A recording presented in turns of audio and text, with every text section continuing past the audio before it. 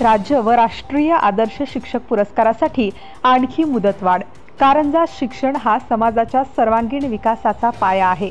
समर्पित वृत्तीने काम करणाऱ्या शिक्षकांमुळेच समाज आणि राज्याचा तसेच राष्ट्राचा विकास होतो। अशा समर्पित वृत्तीने काम करणाऱ्या शिक्षकांना दरवर्षी राष्ट्रीय व क्रांतिज्योती सावित्रीबाई फुले राज्य शिक्षक गुणगौरव पुरस्काराने गौरविले जाते।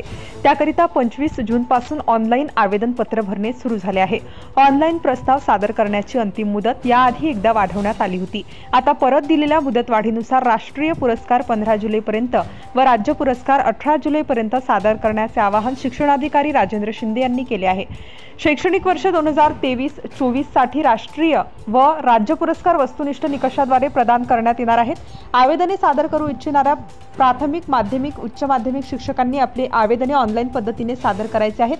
सदर प्रक्रिया दिनांक 25 जून 2024 रोजीपासून सुरू झालेली आहे, परंतु या पुरस्कारासाठी वाशिम जिल्ह्यातील अतिशय कमी शिक्षकांचे ऑनलाईन प्रस्ताव प्राप्त झालेले आहेत। ऑनलाईन पद्धतीने प्रस्ताव सादर करण्यासाठी यापूर्वी सुद्धा एकदा मुदत वाढ देण्यात आली होती। आता परत शिक्षण विभागाने मुदत वाढ दिलेली आहे। वाशिम जिल्ह्यात प्राथमिक, माध्यमिक व उच्च माध्यमिक मुख्याध्यापक व शिक्षक यांनी राष्ट्रीय शिक्षक पुरस्कारासाठी 15 जुलै 2024 पर्यंत तर राज्य पुरस्कारासाठी 18 जुलै 2024 पर्यंत ऑनलाईन पद्धतीने आपले आवेदन पत्र सादर करावेत असे जिल्ह्याचे प्राथमिक व माध्यमिक शिक्षणाधिकारी राजेंद्र शिंदे यांनी केले आहे।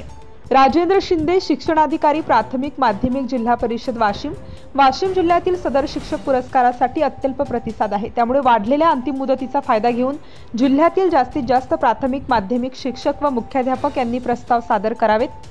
प्रतिनिधी आरिफ पोपटे, कारंजा लाड प्रतिनिधी, धुमाकूळ महाराष्ट्र न्यूज टीव्ही चॅनल।